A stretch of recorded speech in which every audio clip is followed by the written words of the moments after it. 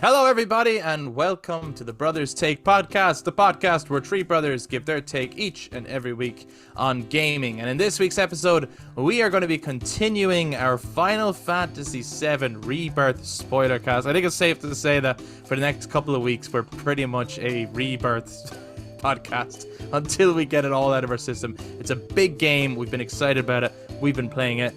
And so we're continuing our spoiler cast on that. So it's a review in progress as we go along. So in last week's episode, we covered chapters 1 to 5. And in this week's episode, we're covering chapters 6 to 8. So that is including all of chapter 8. So you'll know that you're caught up with us if you have gotten to the Gongaga region or beyond. Then everything is safe. If you have not yet got to the Gongaga region, then spoilers, and you should be careful of that kind of thing.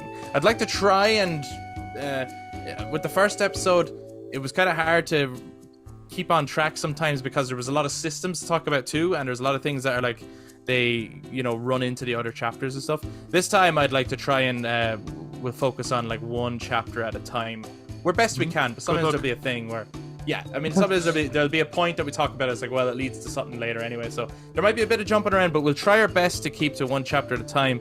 And if you're particularly interested in hearing our thoughts on a particular part, then use the timestamps in the description. If you guys have watched this on YouTube, make sure you jump into the comments to share your own take on Rebirth so far and anything that we bring up. And if you enjoyed this episode, why not give us a thumbs up, hit subscribe, and ring the notification bell for all future content, including the rest of the Rebirth Spoilercast episodes that are to come. And to those who listen to us on audio platforms, you can also touch base on social media, Facebook, Instagram, and X at The Brothers Take, again, to give your take on everything we bring up in this week's episode. But without further ado, let's hang loose! Okay, so starting with chapter 6, we've gotten off the boat. We really are just following on from last week's episode. We've gotten off the boat and we're in Costa del Sol. I mean, is this the highlight of the game? And need we go any further? You know what I mean? Does the game peak here? Adam, what do you think? It's probably why I'm not further. Yeah, it's like you'll notice in the last episode we were able to get 5 chapters and it slowed down a little bit, and it's hard to leave Costa del Sol, really, isn't it? Yeah, there's a ton to do. Not just in the beach area. It's like that whole Corel region, which includes Costa del Sol, is massive. There's so much to do in it. So even some of the tasks to do in Costa del Sol has you moving further down into the other region to do your usual open world tasks and so on. It keeps getting bigger and bigger and bigger. Just a ton to do. So I think with these 3 chapters, the areas are quite large, and the amount of additional content and mini games is way larger than the previous chapters. How are we feeling about the mini games? There's a lot. There's a ton, yeah. I think they're kind of... I quite like them. There's some really kind of shit ones, but in Costa del Sol, particularly, the mini games are... You've got basically Rocket League, which was really... Yeah. The only thing is that they don't play well. That's the only thing, is that a lot of the mini games outside of Queen's Blood don't play well, at all. They control really terribly. They're really poor versions of existing games, I think. Even the Four Condor, I don't think plays as well as it did in the previous. But they're it's just I think it's more so than it's fun to play. It's just that it makes the world feel alive a little bit. These are activities that the regular folks get up to, and I think there's a beautiful, as even as you get into other areas further on, the amount of activities available to you is this stark contrast between Cloud and what the rest of the world wants to do. So what Aerith wants to get up to, what Tifa wants to get up to, what Yuffie is interested in, and Cloud's just constantly very, very serious and he kind of ends up having to be forced to do these. So it's like Honeybee Inn, but everywhere.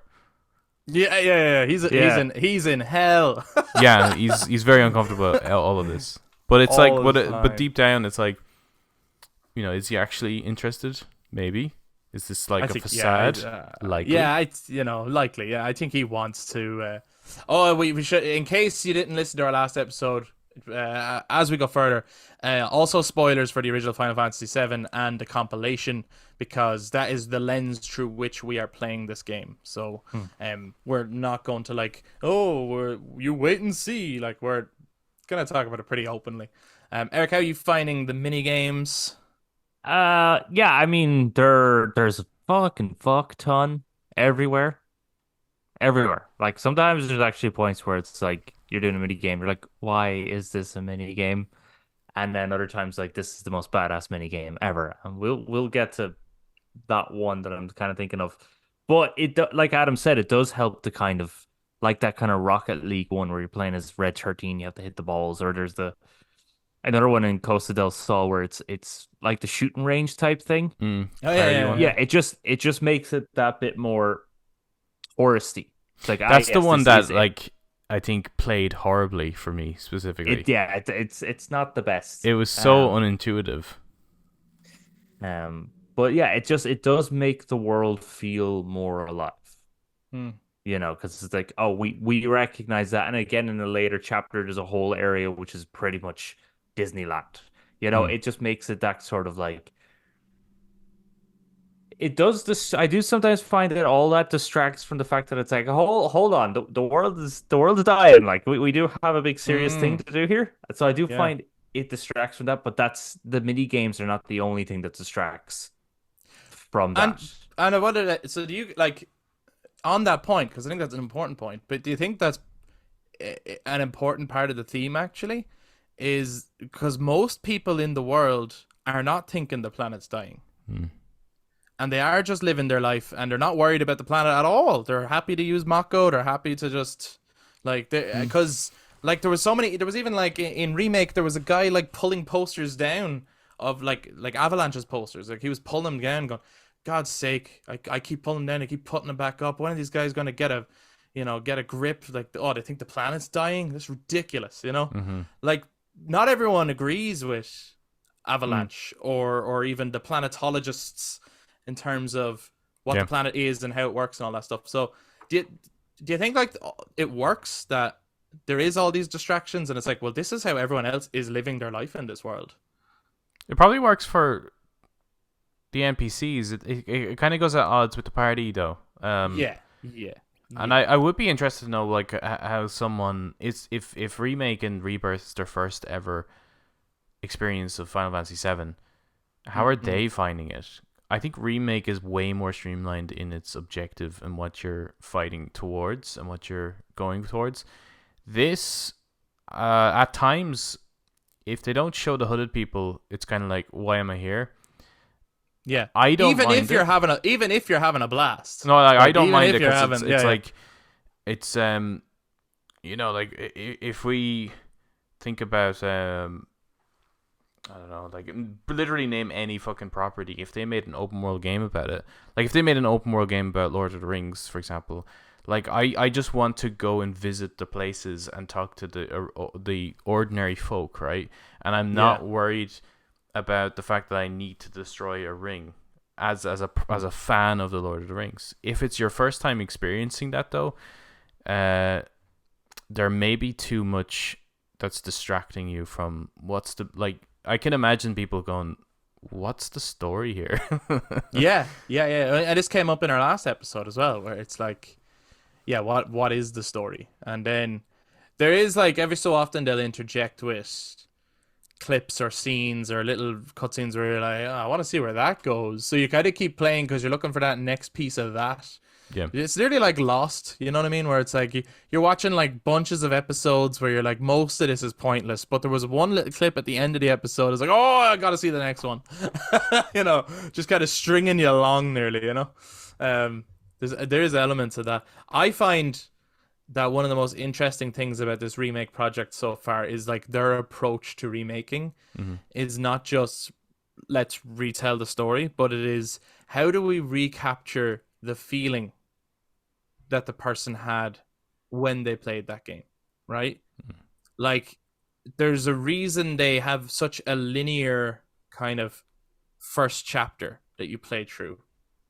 So that, and then they have you confined to Cam, and then they do that open door reveal, and they do the big wide shot, because they want to recapture the feeling you have when you initially leave Midgar. Mm-hmm. And you go, holy shit, look at all this. Like, look at the world. And I think there's a similar thing going on with the mini games, where it's like the original 5.7 has so many mini games, and you're like, I appreciate that these are here, and they all play awful. It's like, I don't know if they've intentionally captured that feeling again. I'm half joking, but no, they don't all play awful. But yeah, some of them don't play well, but I do appreciate them. Like, there's a lot of them where I'm like, I give it a go once and then I move on. I'm not trying to master each and every minigame. And then there'll be one where it's like, no, I actually kind of enjoyed that one, and I'm going to try it again and try to get a higher score in it or something. Yeah. I didn't like the Rocket League one, for example, but I played it when I had to play it, and then I let it go. I do think it's one of the better ones. I didn't really enjoy playing it, but I do actually like that these are some of the ways that you can get like better gear. Yeah, it's interesting. That one I played the shit out of because but no, out of that game.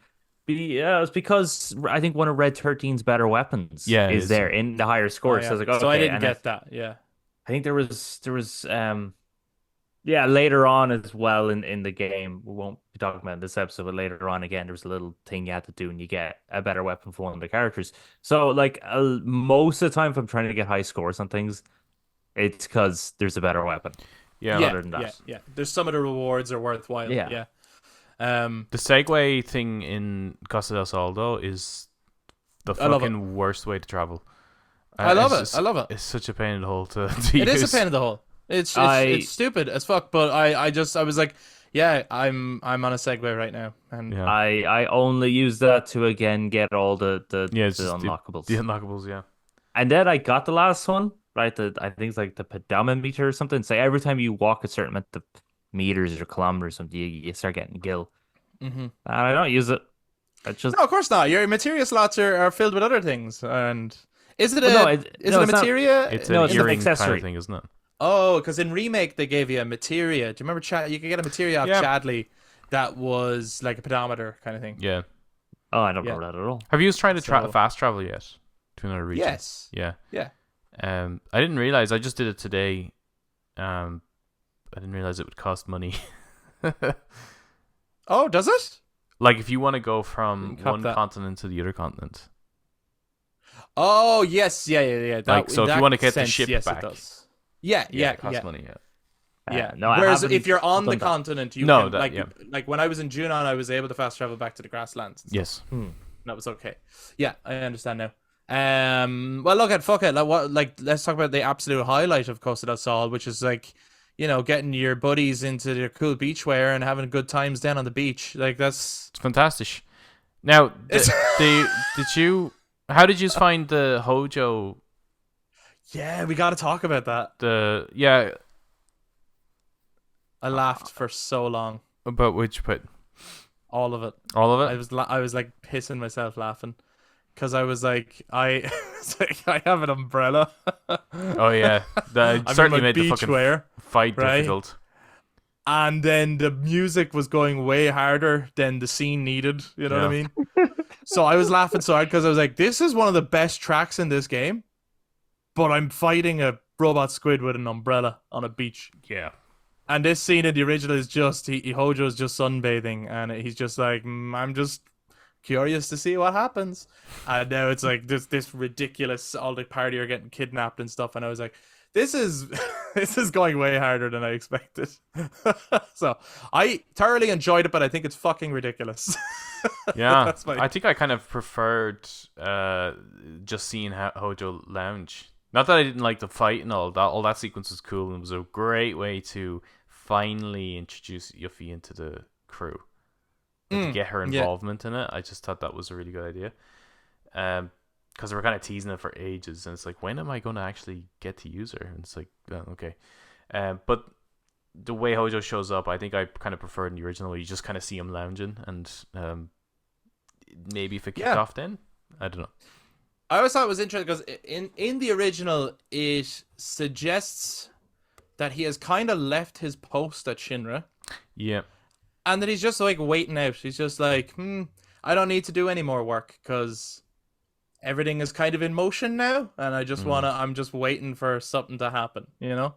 Whereas in this one, it was like he was like deliberately there to like run an experiment, but like in front of the public, and then afterwards everyone is just, the public are back to normal, having good fun beach times. Yeah. And it was just a bit strange. Like, again, I enjoyed the fight, I had fun, but if I think about it, if I stop and think about it, then I go, hold on a second, like.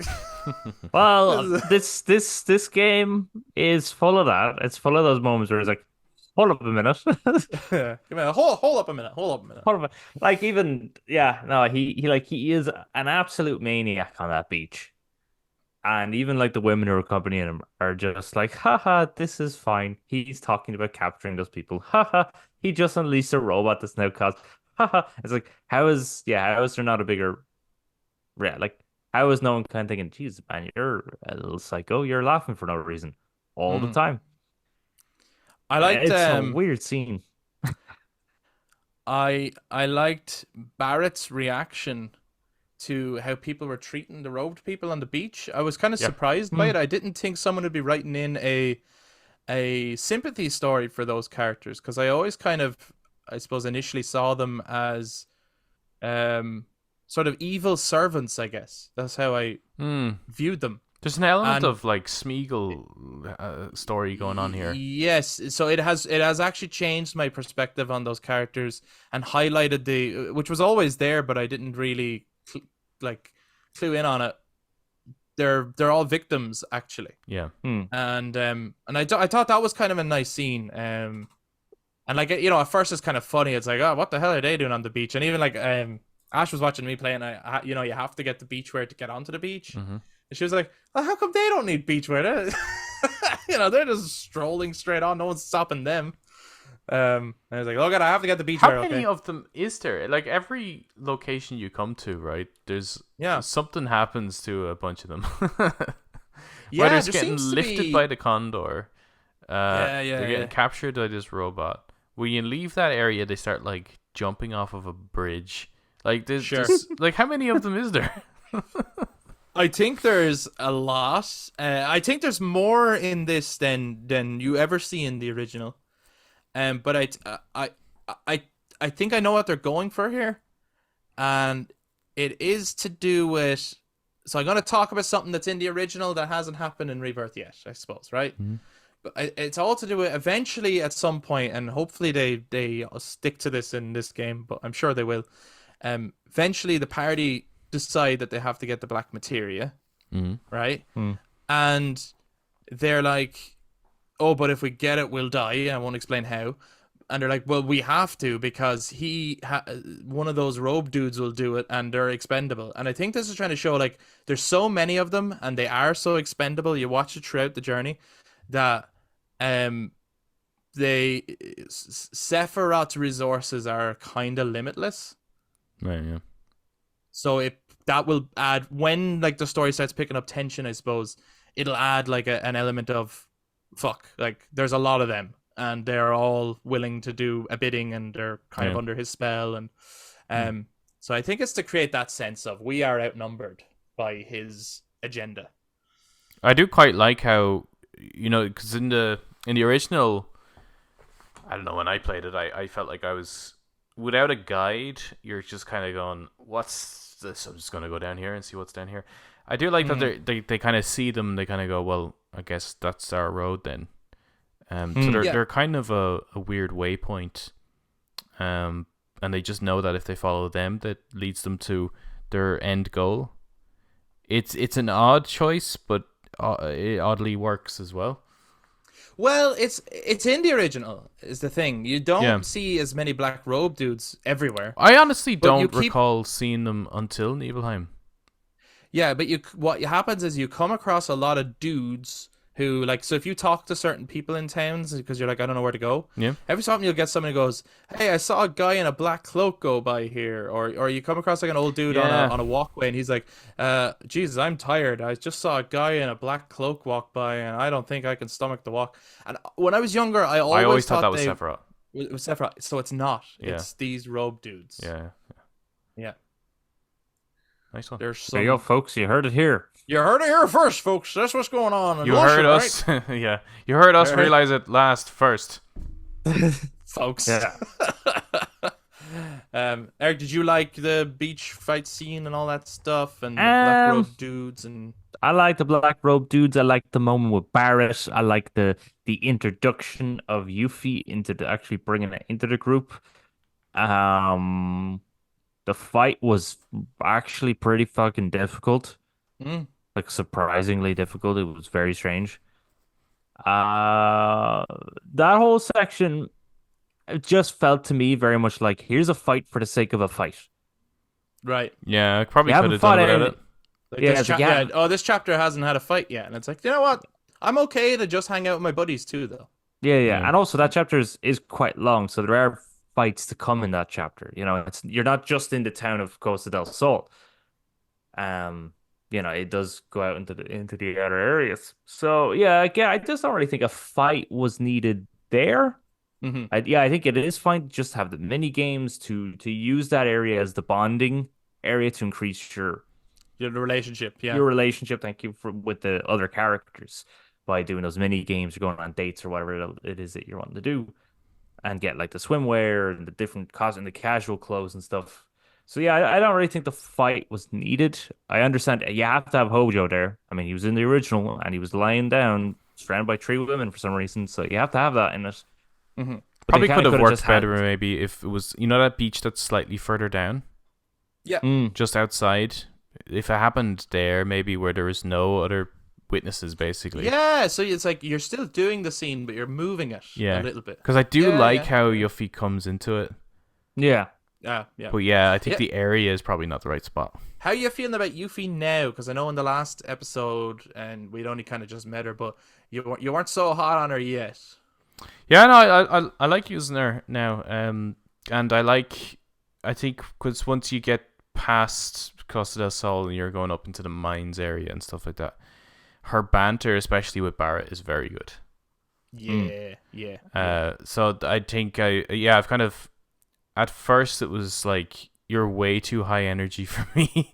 Like, just Yes, based on yeah. who I've had in my party so far. Everyone else is pretty chill. Even Aerith's pretty chill, actually, in comparison very to what she chill. was in Remake. Mhm.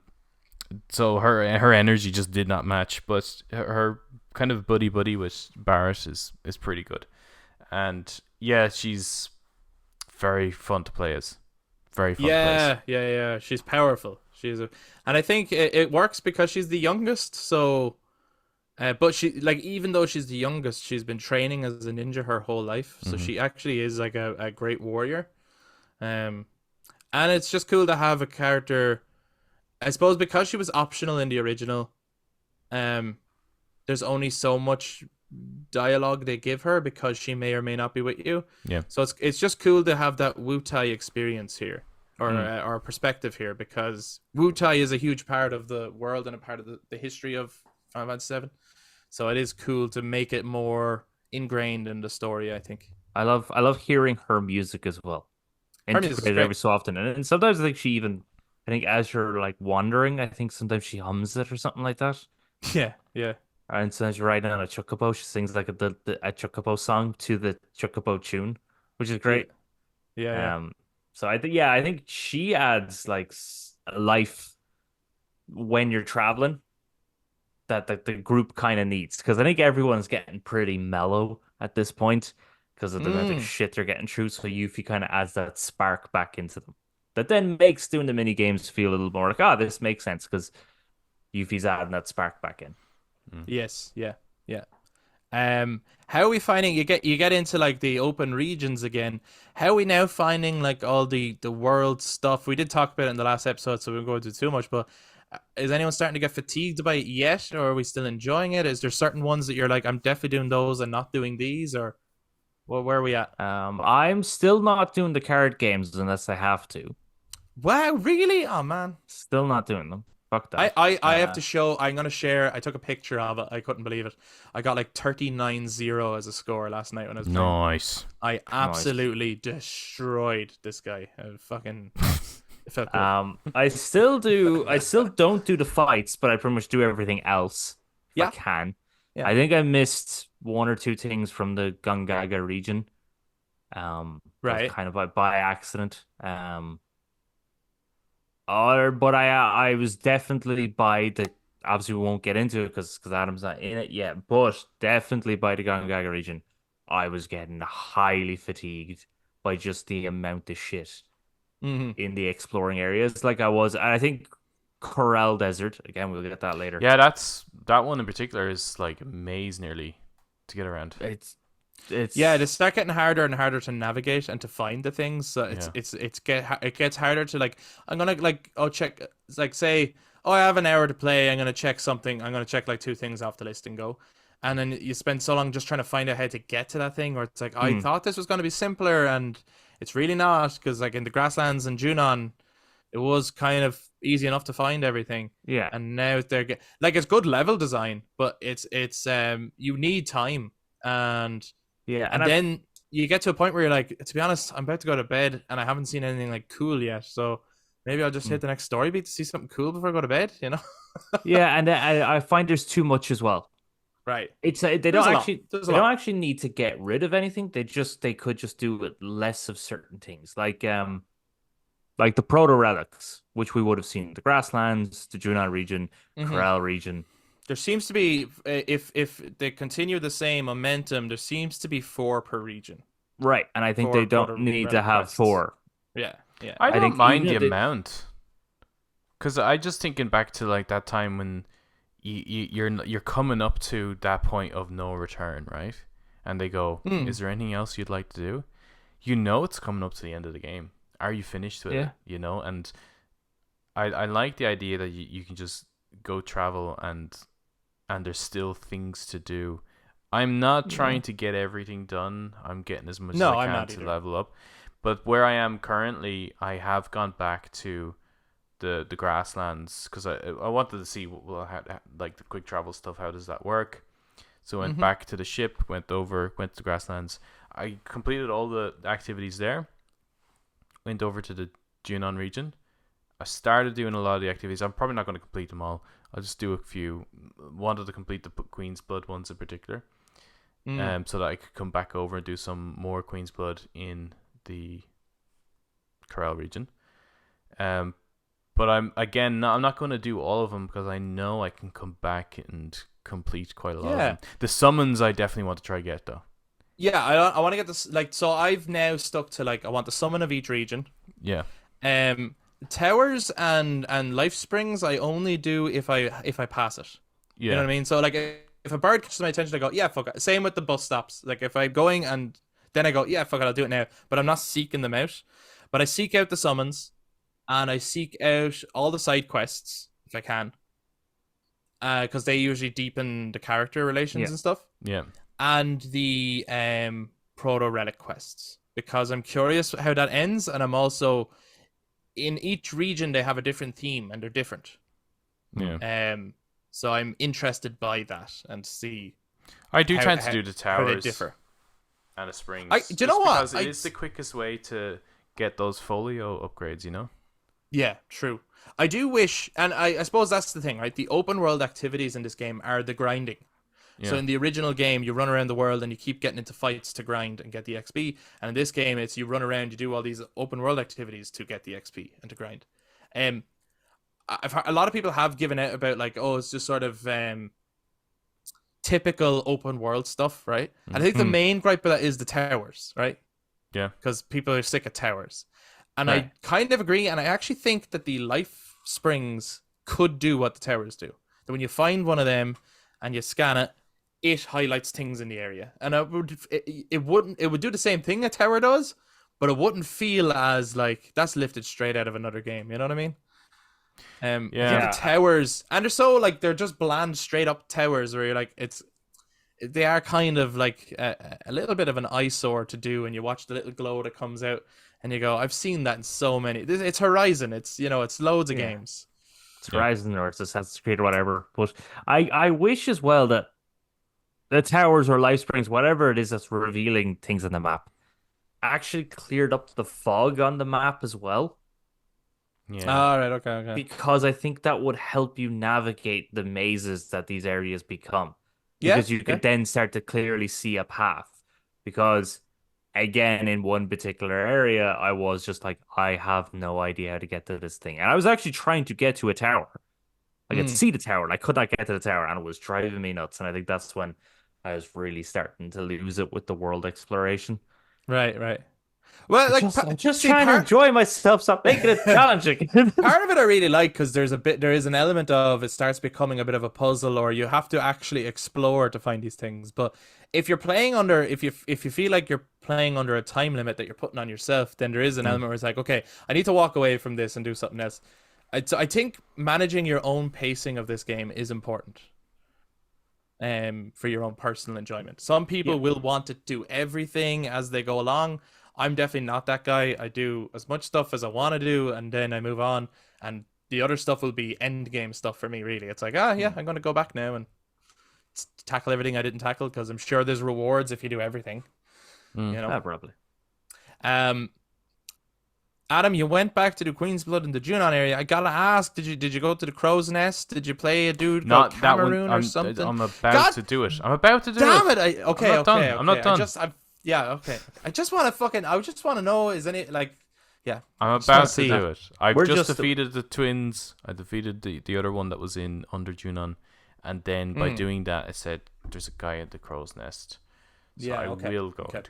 I got that mission from next the episode. Three guys in the Dust Bowl, which we'll get to that bit obviously later in the episode. But that's when I got the mission with Cameron. I was like, I'm not going all the way back to the Crow's Nest. I got guys in black robes to follow. Okay, so it happens when you reach a certain level 2 or level 3 in Queen's Blood. Yeah, it's beat so many players, and then they'll give you a certain player to take on next. Okay. Cool. Yeah, but I'll just never do it. I'm gonna do that. So that's part of the Queen's Blood progression, I guess. And that's not annoying me. I just want to know what you think. That's all. Like it's not. That's annoying. Yeah, it is surprising that it's not a big deal. It's just that it's kind of interesting. You're playing a card game, and then suddenly you're like, oh, there's a little bit more to this than I realized. That's all. It is quite surprising though that you're not enjoying it, because I think it is definitely the best minigame in this game.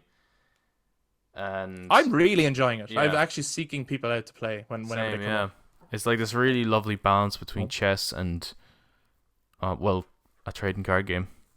Yeah. I hate both of what you just said.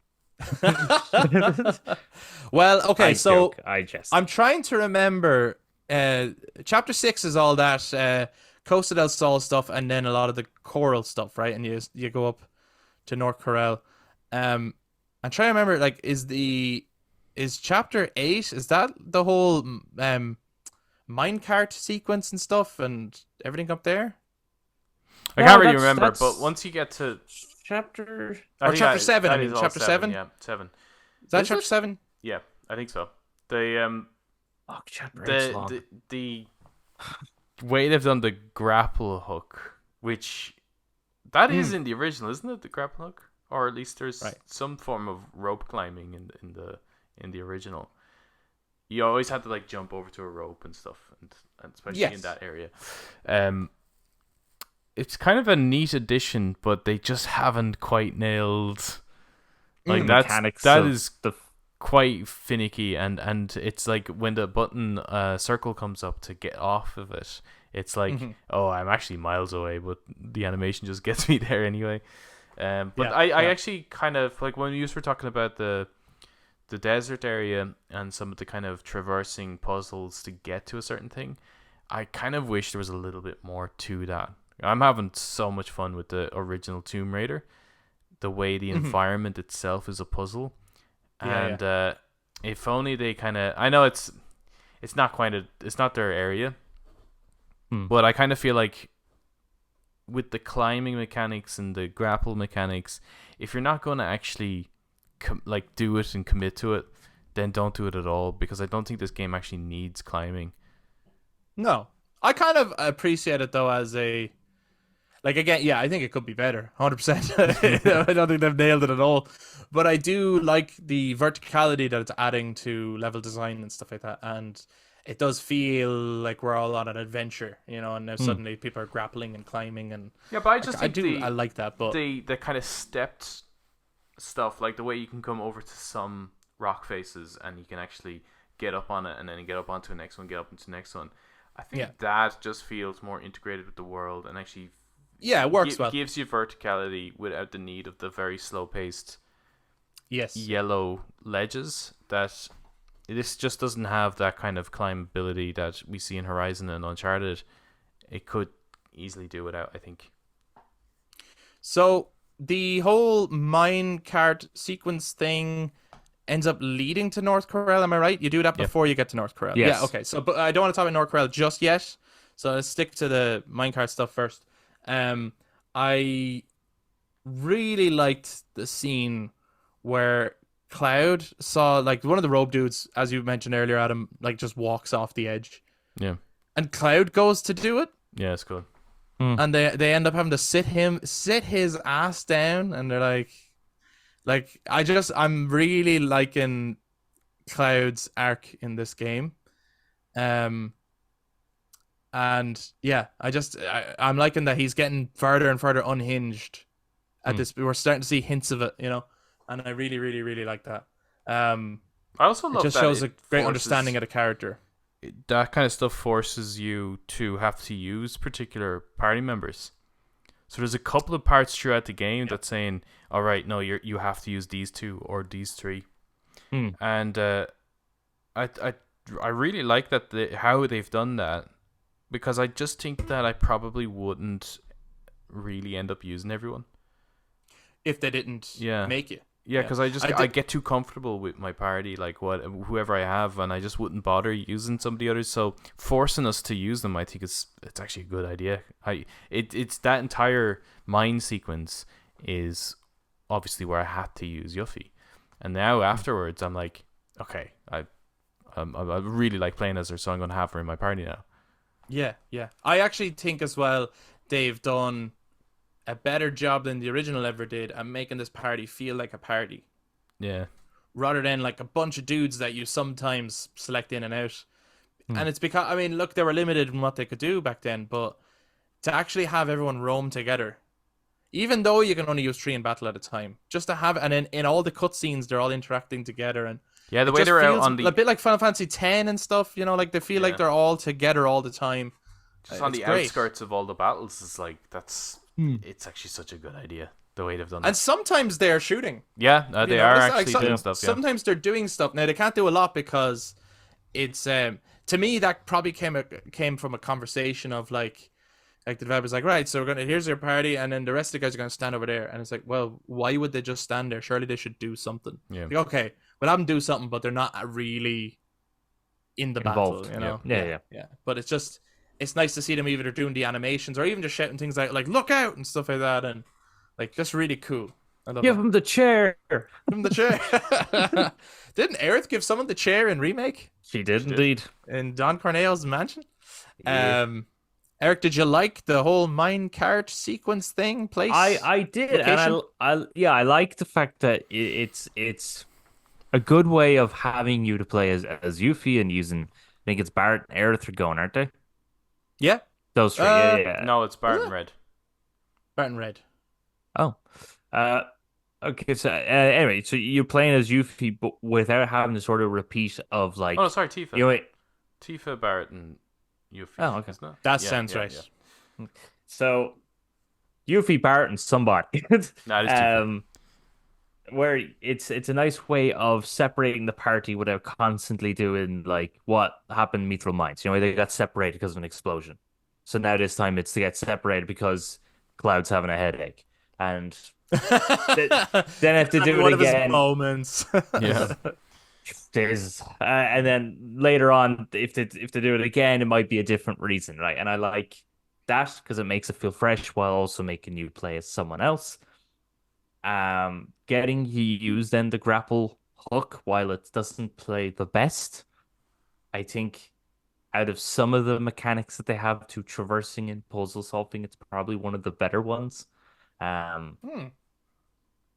and then actually having that little mini game at the end of the whole thing Oh yeah, when you're yeah, and getting you have to decide as Cloud if you want to make it more fun for Barrett yeah. or Who did you just safer. go with? I made it safer for Yuffie. I made it say for Yuffie as well because I actually misunderstood that. I did it. I did it for Barrett. I was like, this is Barrett's kind of area, and he's already like. There was a really interesting line where he when they're up there, he mentions Dine, Mm-hmm. and they go like he just oh Dine would have loved this or something like that, and they're like who? And he's like, never mind, let's keep going, you know. And I was like, oh, this is fucking cool. Like I love that we're starting to peel back the layers of Barrett, which we'll get to shortly now as well, because he gets some fucking great moments. But I also really thought something that was really fucking interesting was at the Corel reactor, which has exploded and it looks fucking sick. Oh yeah. And then a weapon emerges, Yeah. Yeah, that's and not and it as starts big as I thought it would be, but yeah, it's cool. well, it's not one of the weapons. It's a totally new Oh, that's not weapon. Emerald. No, not at all. And it has then what they're calling the Magnus materia. They said there's 3 of them. So Right? in the original game, that would be what's called the huge materia, Yeah. right? Which I always thought was a stupid ass name for materia. The huge materia, and huge was in all caps. Everything important in that game was in caps. So they've renamed it to the Magnus materia, which I think is awesome. And they're having that it's carried by these 3 weapons or something. So I was like, wow, cool that you're already introducing that stuff, because it's one of those parts of the original game where I was like, I don't really know where that came out of when they're talking about huge materia and you're suddenly on a quest to retrieve huge materia before Shinra does, and you're like, why? What's this got to do with anything? So I kind of like that they're weaving it into the story a little bit here. There was like 5 weapons in the first one. Was there? Oh yeah, so look, they're not awake yet. You know what I mean? Like, we're right. still gonna get ruby, emerald, diamond. Yeah, I kind of misinterpreted. Ultimate. I thought this was their. No. I Oh, thought it of was. I thought it Emeralds. was supposed to be Emerald weapon as well. 'Cause No, it's definitely kind of not. similar. It's underwater and shit. Like, it'd Oh be a yeah, bit it was weird to have- underwater and it's kind Yeah. of green.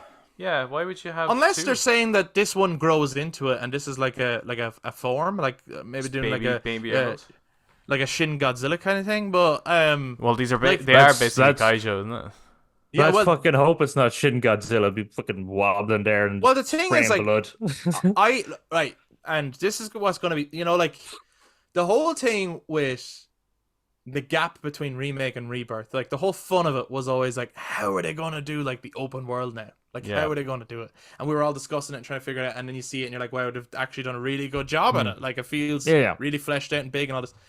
The next question will be like, how are they going to do the weapons? Because when you watch like the footage in the original of Diamond Weapon walking towards Midgar, he is fucking massive. Like, he's not Diamond just like a is. big dude, right? Yeah, Diamond's huge, but they're all pretty big. They're pretty big, but Ruby, like, I mean, he was like on the same battle map as you. Like, it wasn't ginormous that they wouldn't be able to do it. And then I wonder, like, will you fly the high wind yourself? Like, will you control the high wind? Yeah, I doubt it. That would be cool, but I doubt it. I I hope you so. Will. I say I think you will. I That think would be you will. really cool. Because Yeah, I think the world map. Yeah, it is essentially just a menu. I would love to be able to just go across it a bit I more, think bit more they'll make it- freeform, you know. Yeah, I think they'll make it like seamless in the third game. Anyway, That'd be great. that's a Hell. conversation for another day. But because it's just that's what would be the next step, isn't it? Yeah. But yeah, anyway, I just liked the like these new weapons, or maybe they're going to turn into the other weapons. I don't know. They're interesting, but I like the integration of huge materia being renamed Magnus materia here, and the Shinra are already taking an interest in. We need to get this. Like, that was Yeah, kind but of a cool it's scene. making the story much more seamless that when it happens in the third one, it was like, yeah, it doesn't pop out of anywhere. It's like, oh, well, that was in the second one. Yeah, you know. set up. So, Because yeah, and it it was a was just a good place weird to put it because scene it's good place to put it. Because it's Yeah. at a reactor so full of Mako, and then boom, there's a weapon with a giant materia in its chest. Yeah, look cool. And it does kind of it catches you off guard. It got me off guard. Yeah, definitely, yeah. With it.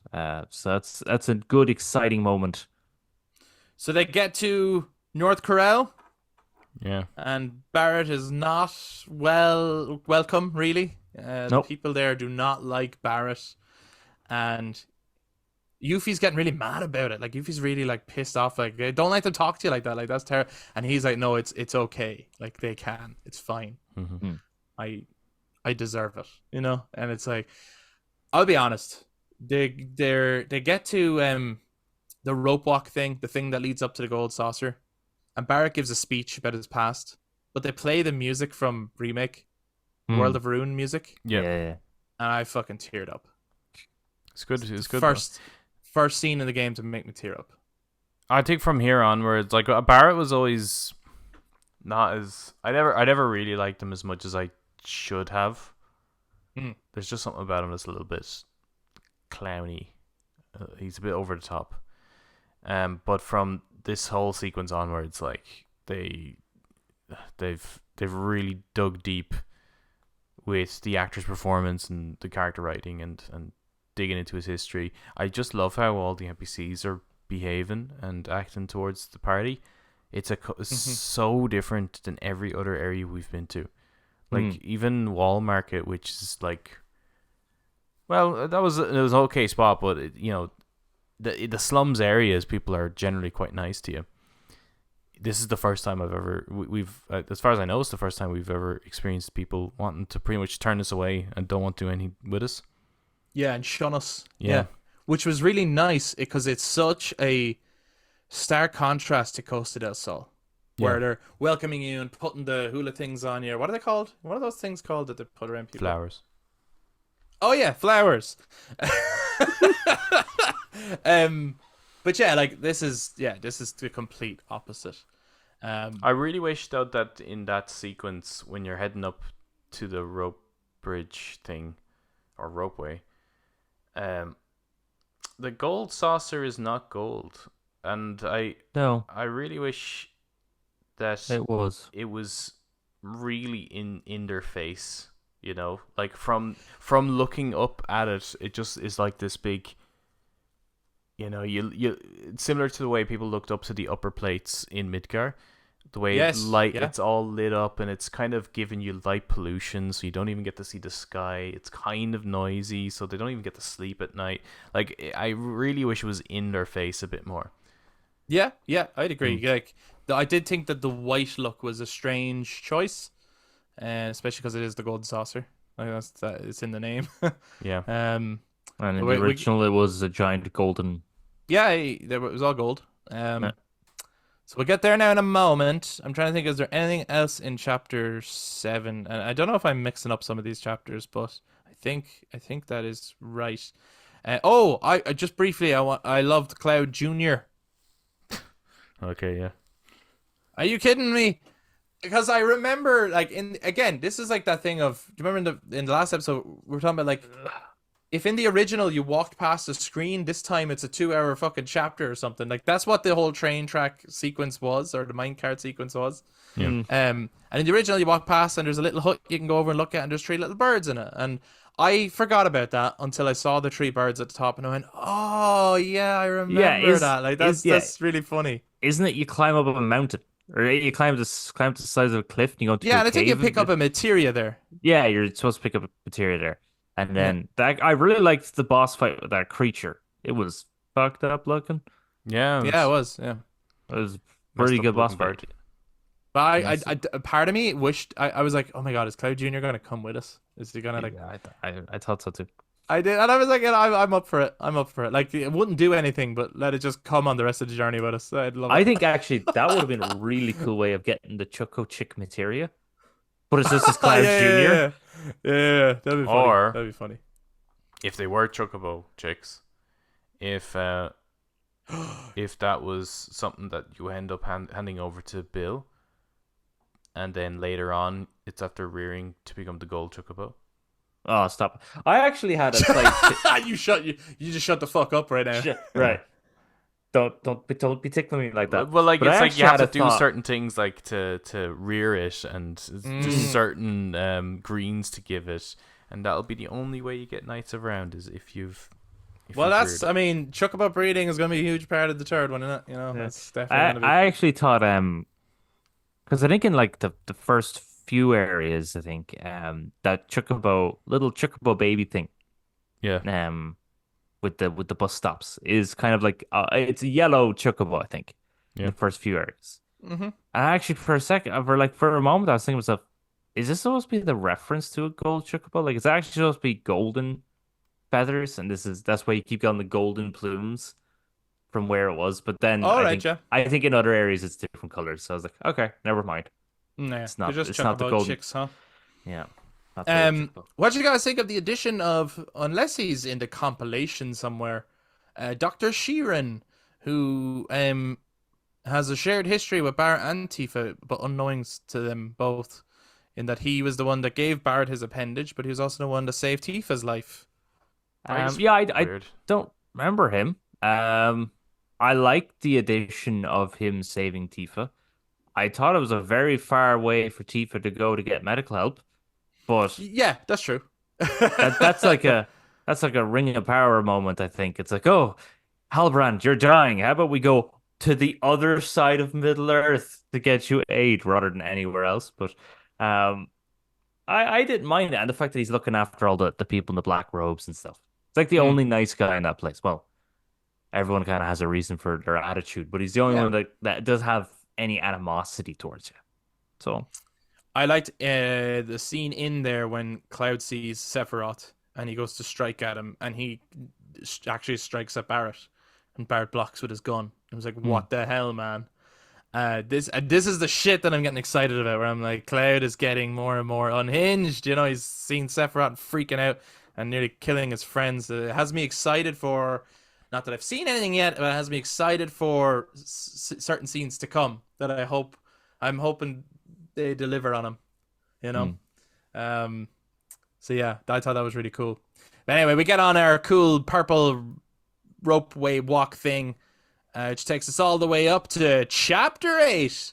And we're at the Golden Saucer. The music gets stuck in your head immediately.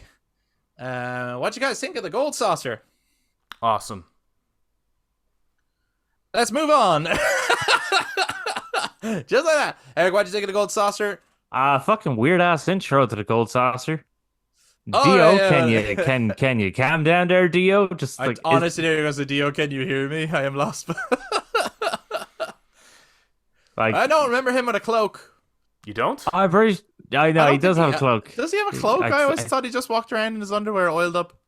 I thought you I did did have a not cloak. think he.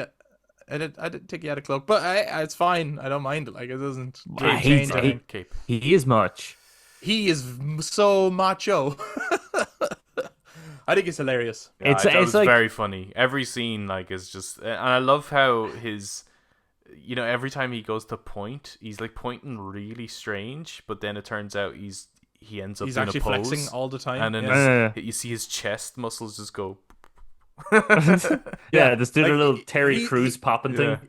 He's just constantly showing off his body, really. Yeah, Even when yeah. he's trying to be serious, he's still like. And I like that every time he shakes Cloud's hand, he does that thing, the dominant handshake. Like pulls him in, and Yeah, yeah. Tries to squeeze the hand. it can't be just a handshake. It has to be a I am stronger than you handshake. Yeah. Thought that was gas. Obviously, there's a lot of mini games here. Yeah. Which makes sense. Like all the mini games, Yeah. makes sense this is here. what Yeah. it's supposed to be. Did you guys have a favorite of the mini games here at the Gold Saucer at the moment?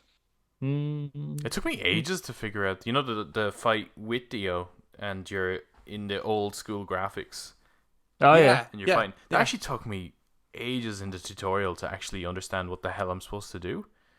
It took me far too long. Yeah. To And then once it came to it's the actually so simple. Once it got to the fight, I was like, yeah, okay, then I just floored him. But the tutorial, I'm like, I don't understand. I'm punching, but it's not punching him. That took forever. In terms of the mini games, the Chocobo Racing, I think is probably the best one. It's very Mario Kart. Yeah, which it is, should right? be because, like, I mean, this like the original was kind of like that, wasn't it? Rainbow Road style Mario Kart racing.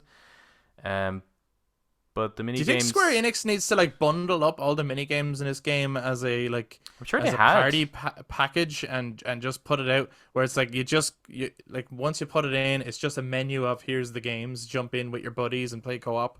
No, No, okay, none of these are strong enough to be actually but a standalone. could they be experience. worked on? Are you sure? What about Leapfrog? No, I'm joking. Uh, I think well, I think the Chocobo racing was good because I think that worked quite well, and Mm. then the Space Ranger one I thought worked Oh, that was cool. quite. Yeah, It was like that. Resogun. Resogun, and you were fighting Gilgamesh's army and all this. I was like, that's cool. It's a nice Yeah. little reference to Gilgamesh. It also just felt like Disneyland. Like it just felt Yeah. like you're queuing up for the simulator and it's all themed and stuff and like Actually, I think I got the high score on that. I got the highest score, Yeah. and I was very surprised. I was like, Jesus. Well, what other games was there? There was Chocobo. There was the G bike. I did badly on that. I did Yeah. badly. It's I fun did though. not understand. G-Bag was fun. It's funny as well that I they looked at noticed. this essentially a terrorist attack, right? Terrorists fleeing Midgar and went, let's turn that into a game.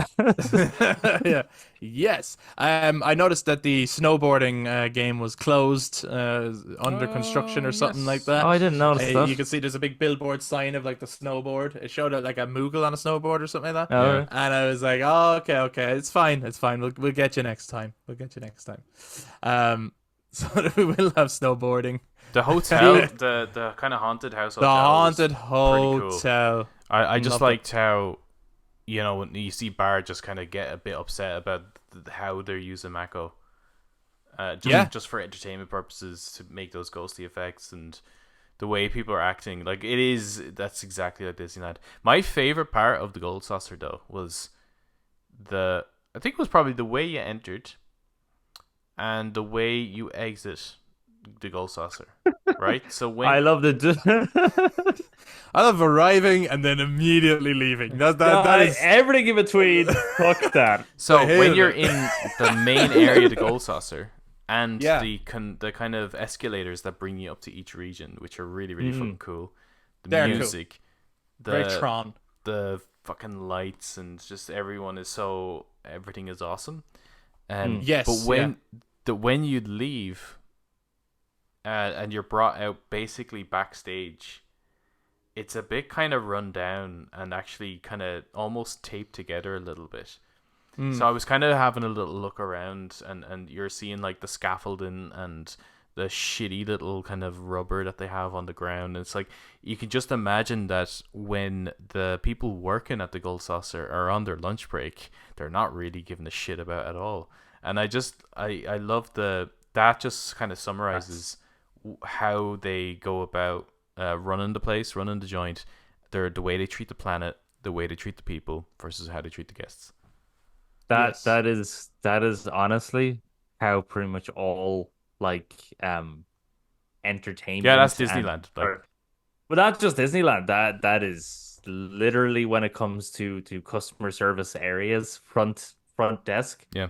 That's exactly how every staff lunchroom looks. It's a fucking kip. But no, That's how it goes. It's a cool thematic point that's not like it's not hammered into you. It's No. just like all you have to do is look around and observe, and like this I do Yeah. think the game is doing a really good job at like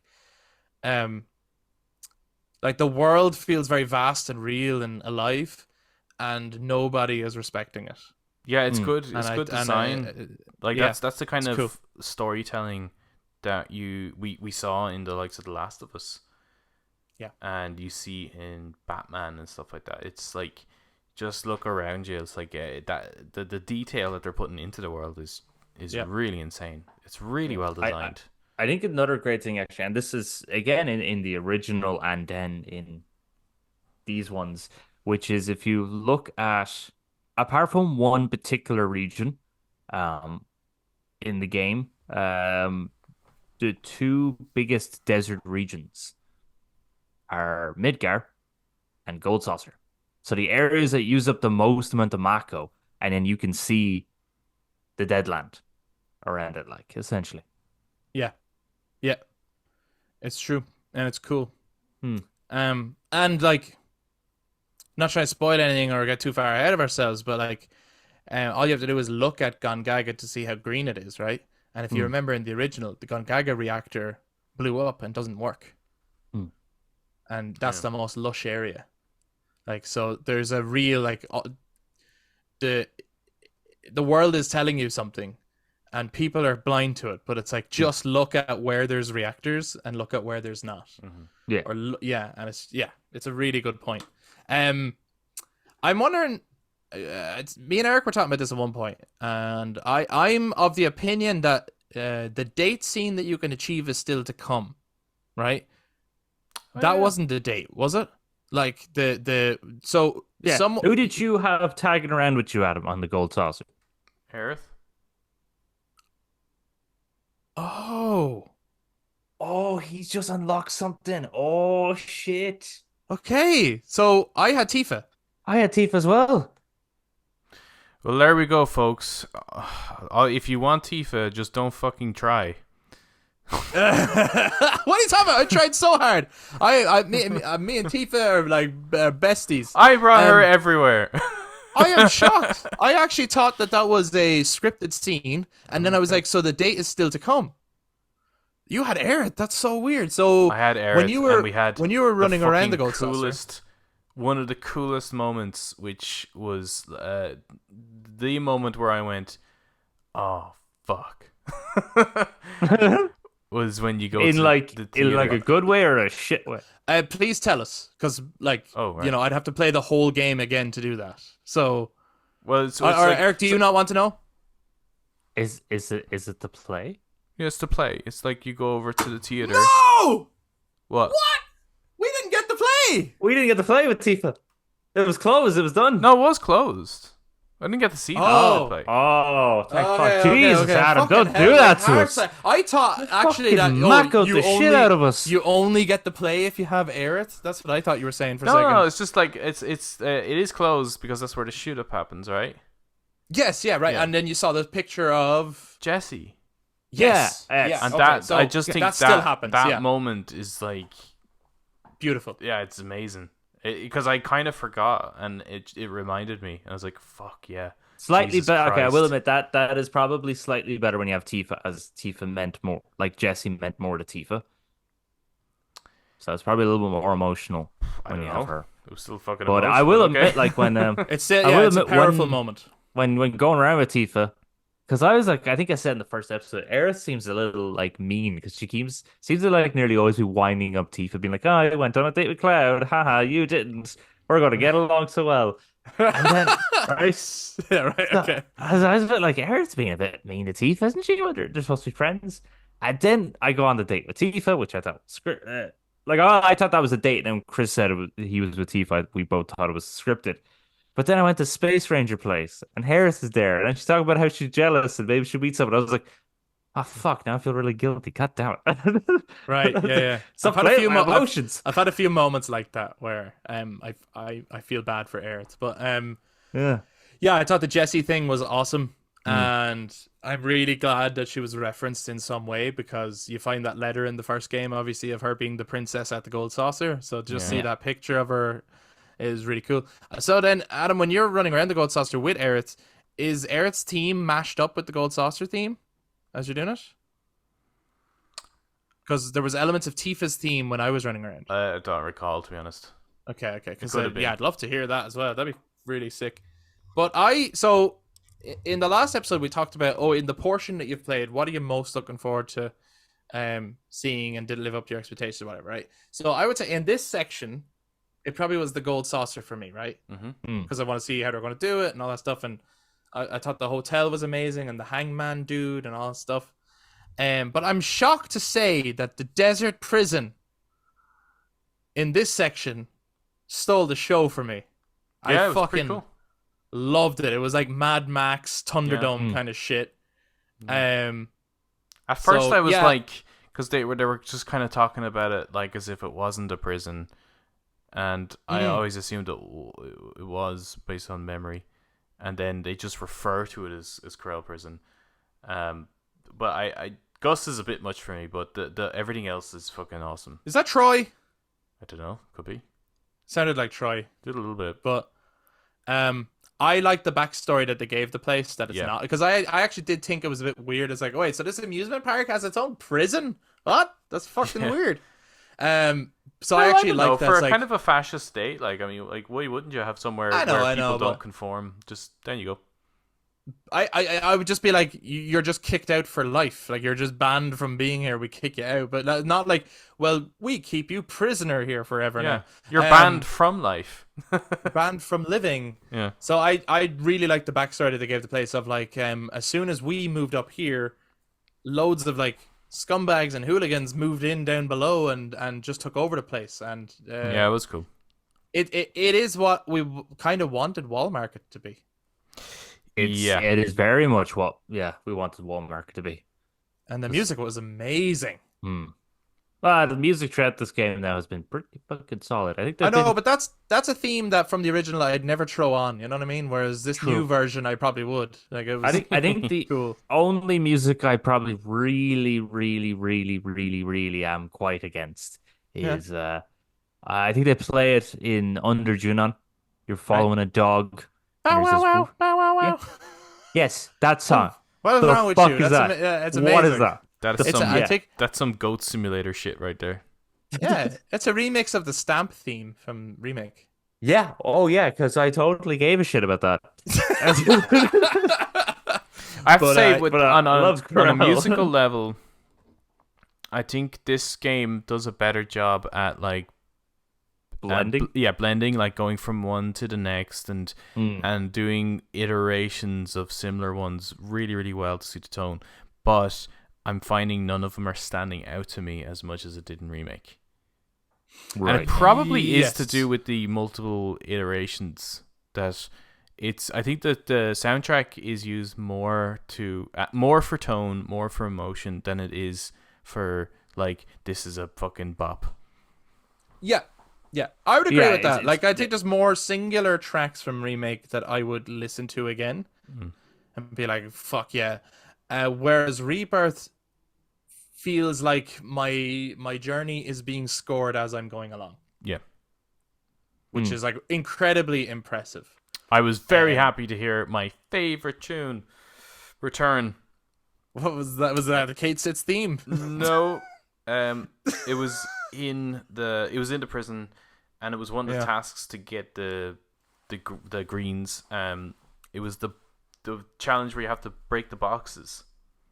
Oh yeah. Right. Yeah. Quite heavy. But it's not very heavy. No, it's like a real subtle. It was the same tune from Remake. It was a very subtle version of the battle theme. But I just love how it's done. I love how they executed it. The kind of the drum beat and the low bass that they have for that is just I just thought it was masterful, and I'd love to see that it returned here. That took me a few tries because I think again I was working to get the highest score because you get Tifa's. Right? No, I didn't. Wasn't arsed. Yeah, it was just, I wasn't arsed at that time either. Yeah, I want to get the fuck out of there too. I want to see the next thing, but I also my favorite of the tasks you can do there, of the optional tasks, is the one with the stalker dude. That's in the last episode. I was saying there's something in this game because I was at that point basically, and I was like, that's like from the original that I was like, I totally forgot about, and then when they did it, I was like, oh yeah. So, like, in the original game, you get into the desert prison, and there's this dude that just starts following you around. He just keeps following you, and even if you try to talk to him, he doesn't do anything. He just goes, hee hee hee, or something like that. But he continues to follow you, and it's fucking annoying. And in this game, they had him, and, like, just following you wouldn't be enough this time around because, you know, it's a remake. So now he's talking to you, and he's like, where you going, man? What are you doing, man? Hey, why don't I follow you, man? And he's so fucking annoying, and then you end up fighting him. And that's a character in the original. Oh, those guys. Yeah. You go into, like... Yeah. No, I kicked the shit out of them. But... If you go into a particular building, and then suddenly they won't stop talking to you until you fight them. If you actually walk in, like, the opposite direction, they stop following you. Oh, did they? Oh, okay. Yeah, it's only when you're going into that alleyway and around that way do they actually start following you. I never got that.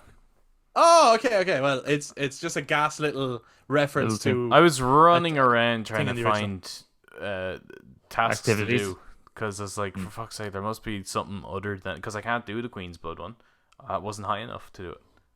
I did. I was piss. Was it? I did the Queen's Blood. That's how I got the Cameron mission unlocked. That was actually piss. I fucking walloped Are they them. not like level 5 though? I don't know what they were. They were shit. Because I was only level 2 at the time. Same. Interesting. See, like, you're well able for Queen's Blood, because I actually found them quite hard at first. No, I walloped them. I know you did. I'm saying I did. Are you sure you walloped them? Hold on. So I said I found them hard, and you're going, no. No, you Chris. didn't. Chris, No, let that's me explain incorrect. that I walloped them. Yeah, I'm trying to say they were easy. It was kind of like the ship.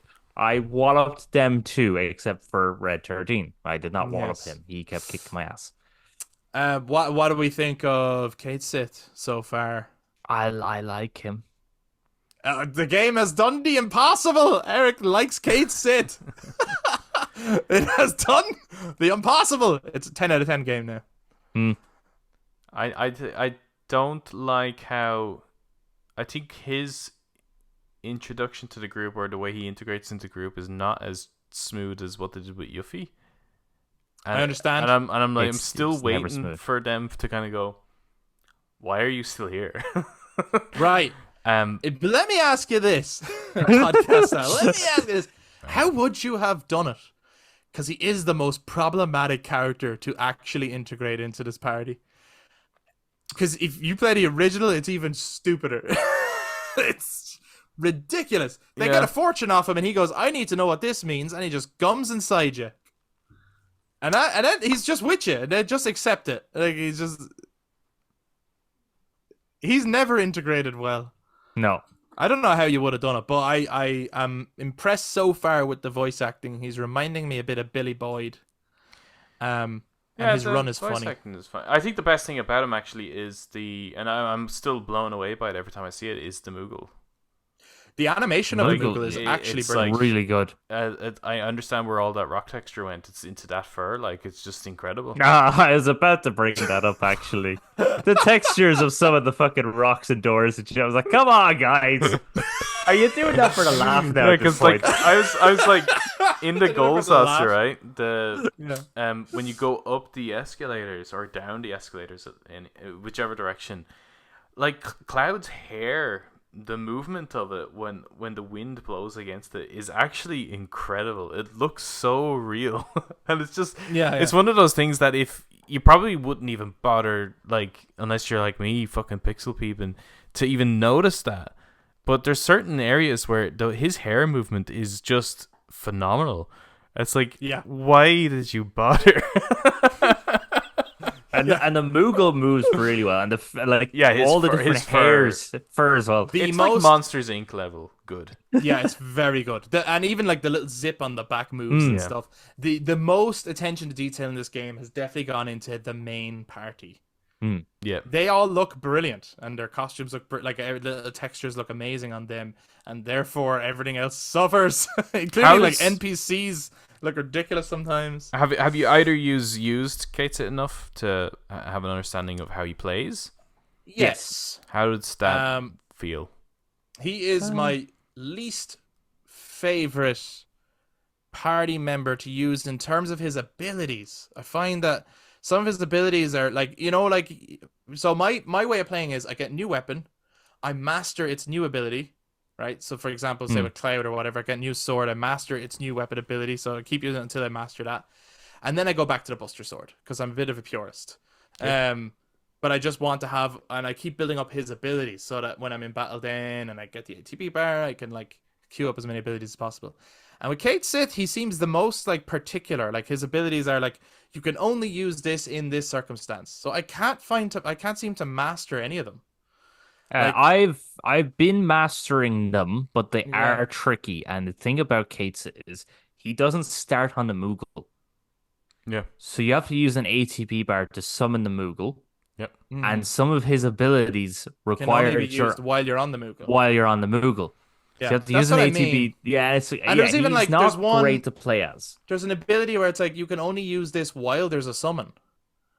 You know what I mean? It's like it's gonna take me forever to master that because I read that. I read it like that too. What is it then? it's actually class. It's Oh. actually a fucking brilliant ability. Dude, Eric fucking loves Kate Sit. Look at this shit. He's so good. So what that ability actually Yeah. is that at the time I had Alexander as his summon. Oh yeah, yeah. And so using that ability, he summons Alexander to do an Alexander ability, and then Alexander fucks off. So whoever he has as his summon, he just summons them instantly. They do their ability and fuck out. That's what that ability is. what the hell am I nice. waiting for? Why don't I fucking use that? Actually it's a really good ability. Because I read it your way as well. And I was thinking, and I was like, but then I'll never get to use that. When I saw it, when I went to the ATBs to use the ability, and I saw it was highlighted, and I was like, can I use that? So I used it, and Alexander popped down and smacked his fists. What do you Fucking think of amazing. I I haven't need got to do that. Alexander yet, but his design's a bit strange in comparison to the OG, isn't it? His design is it? strange. I don't dig Alexander's design, or No. even. I was never an Alexander fan anyway, but he's so powerful that he's well worth having. Yeah. He's a Well, I didn't powerful mind his dude. design in the original. I mean, it's like, I'm trying to remember. I don't remember his design. was he not just like a knight with a sword, and he just No, just does a strike with a sword? No, I think that's Alexander's not- always been a fortress. A fortress. Yeah, I don't know. It's not ringing a bell. Pretty sure Alexander's nearly always in every iteration. I think Alexander's like a fortress. If I'm wrong, I'm wrong. It's a, Oh, it's a right, big maybe part he is, of yeah. FF9, isn't it? He is like a huge part of the story. In Am I just FF9. thinking at the end of Is he? Knights of Round then? Probably. You might be. Oh, probably, yeah. Yeah. Oh man, I can't wait for that. I cannot fucking wait for that. So we're down in the desert prison. It's all cool, interesting, cool music, cool characters. Gus, he's a weirdo, but I think he's kind of interesting. But we get to dine, and one of the I was dying think to see it's- that bit. Yeah, Ah. I always thought it was one of the most iconic scenes of the original. Yeah. I love this scene, and I really liked how the character was handled here. Mm-hmm. In particular, when Barrett first goes in and is trying to untie him, and Diane is all like, "Hey, honey, Barrett's Yeah. here. You know, put on Yeah. the kettle and stuff." And I was like, "Oh my god, that's fucking heartbreaking. Like this dude is fucked up."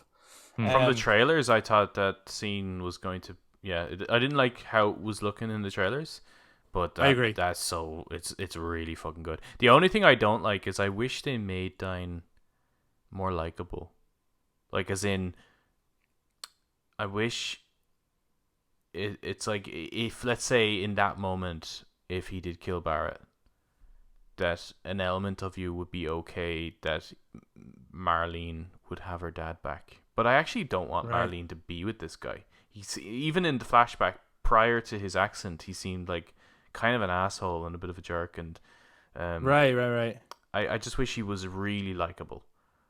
Yeah, like a real stand-up dude. Instead of fighting him is something you don't want to do. Yeah, but Yeah, he I just kind of understand, comes like they've kind of portrayed him to be a bit of an asshole anyway. So it's a bit.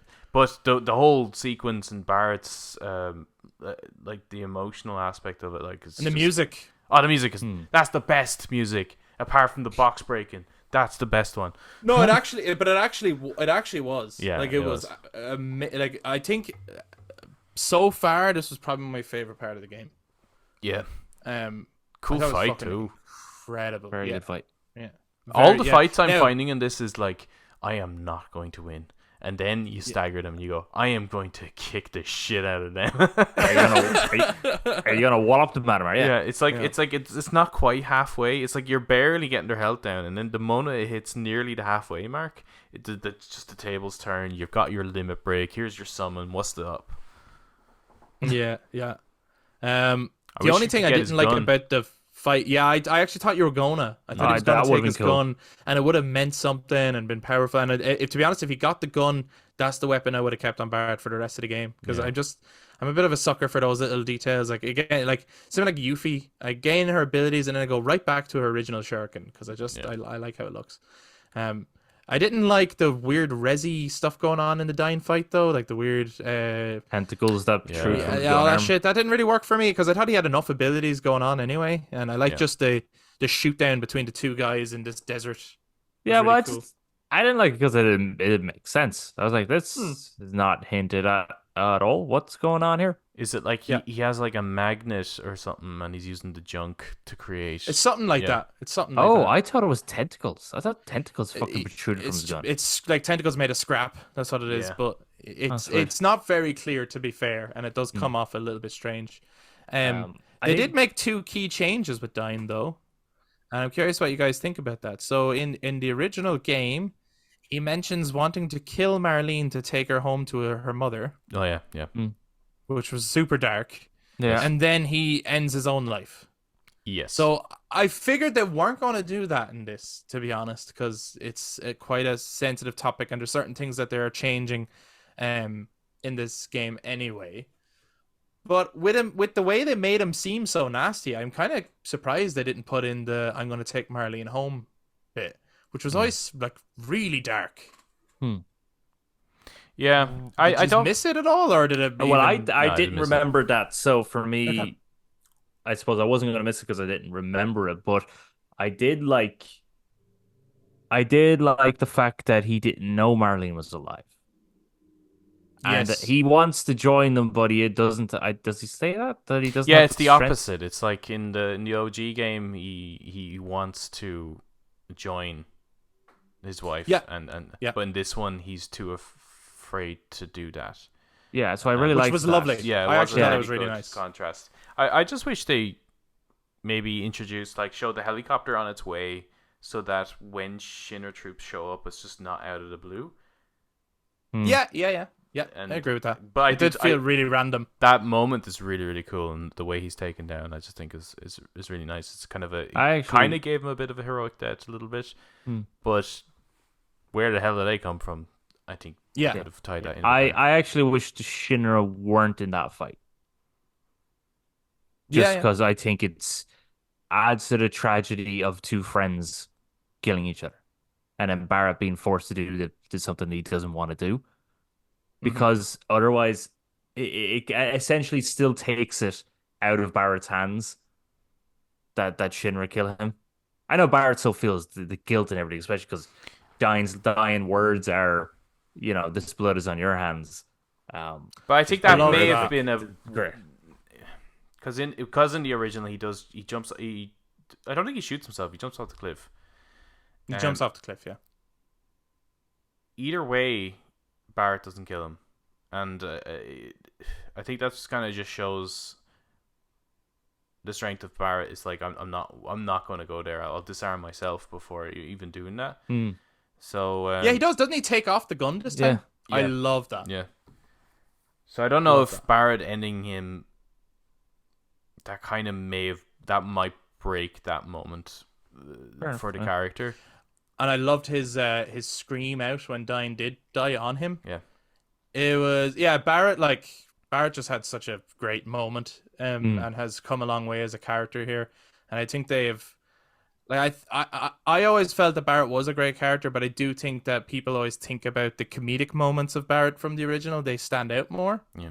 And I think they've done a great job of highlighting the other side of Barrett that maybe gets overshadowed by the goofiness, which is like why he's doing what he's doing. And I think this the is fight why he's really going this is through. why Yuffie started to work for me. It was because from the mines onwards, that's when Barrett starts to shift, and I knew this was on the way. This was coming. So Yuffie is offering The that levity. energy that Barrett once had. Yeah. Yeah, I Dyne being like, I want I want the weight on your shoulders. And even when he was saying the lines that Barrett was saying in the first game of like to take the load off your shoulders and all this kind of stuff, like it's like you're full of shit, man. Basically, really good stuff. Really good stuff. I did think it was a little funny. Obviously the moment is tragic because the reactor blew up and Corel is then burning Corel's burning because Shinra are blaming it on them. But they have like stormtrooper aim. Yeah. That and also those guys are like Arnold, like you and Arnie's character, and he's like dealing you sort of, and they clasp and they got the big muscles. Like Died and Barr are like that because they're both holding on to her, getting riddled in their arms with bullets and still holding on. I was like, this is ridiculous, but okay. But those guys also have the worst aim. Yeah, but it's a beautiful scene though. It was really well done, yeah. We're coming towards the end of the episode, right? I gotta say, one of the most fun boss fights I've had so far in the game was fighting Palmer and that big-ass robot. And anytime he comes out and shakes his little butt at you and you can shock him with the lightning, loved it. I think a lot I of had great fun with it. major boss fights so far, post the Nibelheim flashback, has been these giant robots, though, haven't they? Kinda, yeah. Yeah, there's an element of, and a lot of them are not in the original. So there's an element of, I understand that they need boss fights in this section, but some of them feel shoehorned. But this one I liked. I actually liked this one. We haven't come across that really obscure Hell House style fiend boss fight yet. Yeah, and I really wonder if hoping that'll there's happen. one.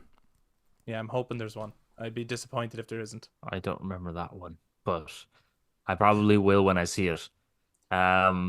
Yeah, well, we had liked... just theorized that maybe the Triceratops thing would be turned into a boss It fight must this time be, around. yeah. And yeah, I'd yeah. love to see it. And if it's not here, it has to be in the third one. Yeah. Like if it's Isn't not there in the second one. Isn't there a demon door as well? Oh, Demon's Gate will absolutely be there. Demon Gate. Yeah, it is the boss in the Temple of the Ancients in the original. Ah, so yeah, okay, so that'll be has it. to be in That's here. What's the one? But Is the one in the Shinra Mansion missing number? So what's that called? Yeah, or Lost Number, something Lost like that. number. That's kind of Yeah. similar to Demon Gate, no? No, No, not it's really. different. No, it's far goofier looking, but still equally hard to fight. Why do I think that was like a green rancor looking thing?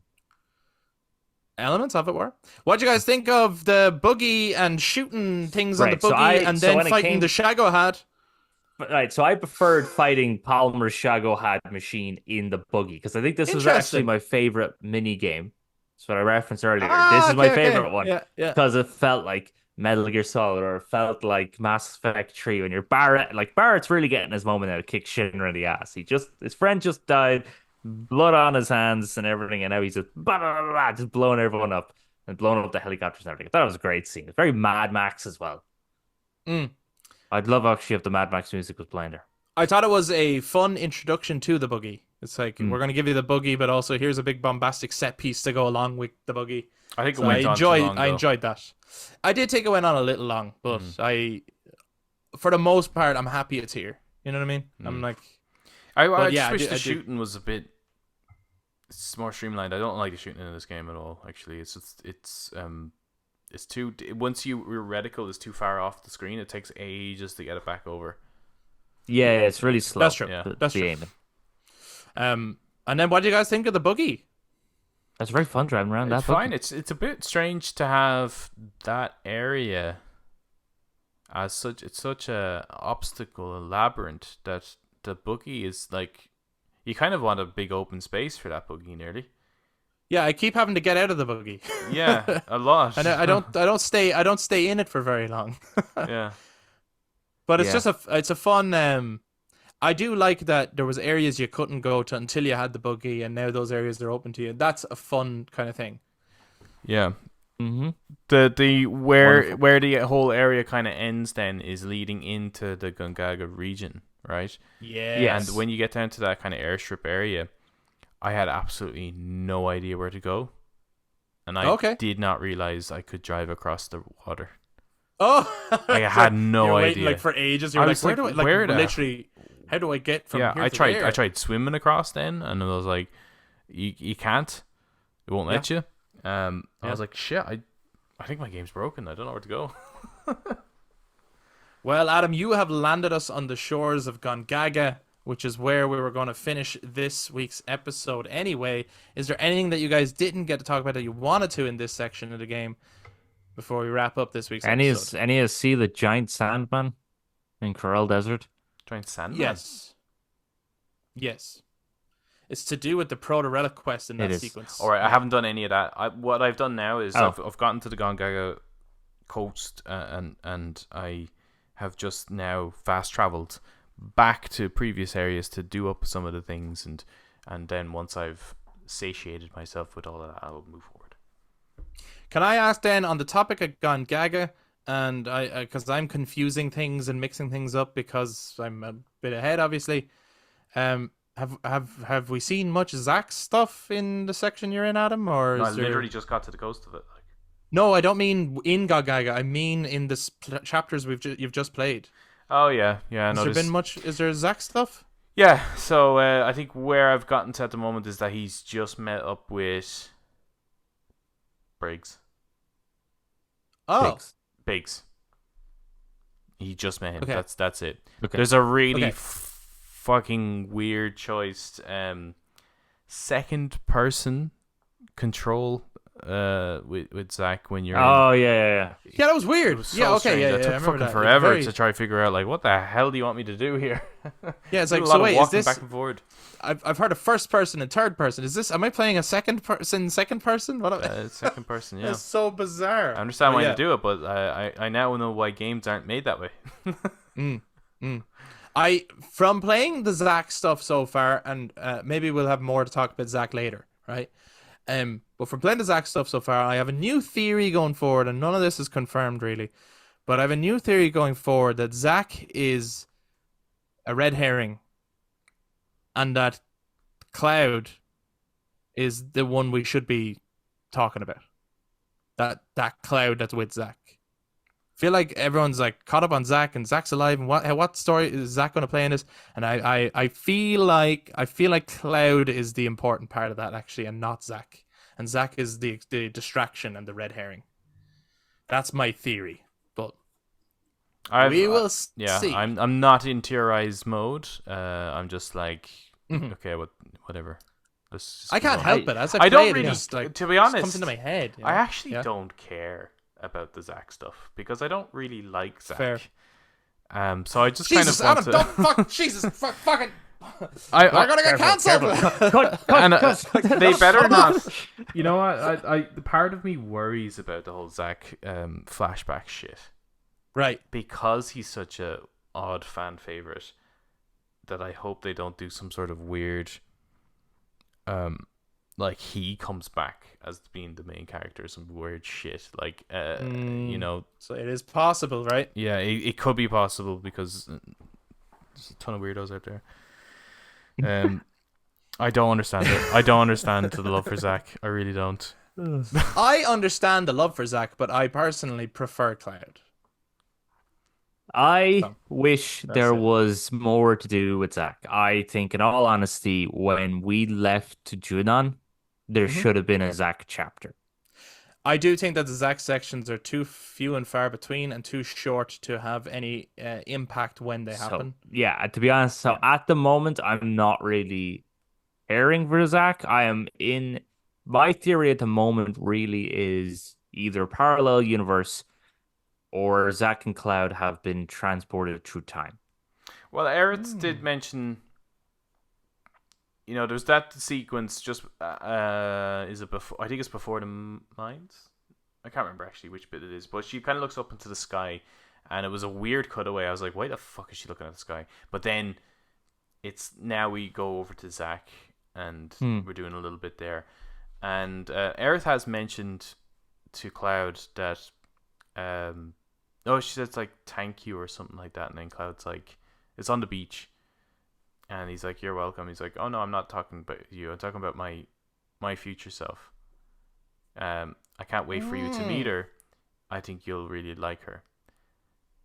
So I think there's definitely something, because this Aerith is definitely a bit. She knows things, especially from remake. She knows things that she shouldn't have yet. So there's some sort of connection there. So the rebirth aspect of it may have come into play there. Oh, kind of a Jesus coming back from the dead kind of a moment where she's may die. We don't know how this is going to play out, but she may die. But there's going to be a rebirth. And while Jesus waited 3 days, Earth's going to wait 3 games. Yeah, Explosion. fucking crazy. Crazy. But anyway, those are our theories so far, and also our thoughts so far. But we want to hear from you guys. So, if you guys have been watching this on YouTube, first of all, thank you for sticking with us this far. We're going quite in depth, but loving it, and we will have more to come. But yeah, if you are watching YouTube, make sure you jump down in the comments, share your own thoughts on those 3 chapters. What were your favorite bits? Maybe side quests, lots of stuff that we didn't talk about. And if you have any theories But please don't go beyond what we've just talked about. We haven't gone beyond literally arriving in the shores of the Gongaga region, so don't go beyond there yet. Stick to those 3 chapters or anything before that, please. And then stick with us on the journey as we go through the rest of the game. If you enjoyed this video, please give us a thumbs up, hit subscribe, and ring the notification bell for the next episodes. And to those of you listeners on audio platforms, you too can get in touch on social media, Facebook, Instagram, and X at The Brothers Take, again, to give your take on Final Fantasy VII Rebirth so far. Thank you very much for checking out this week's episode, and we will be back to talk more Rebirth next time. Bye-bye. Bye-bye.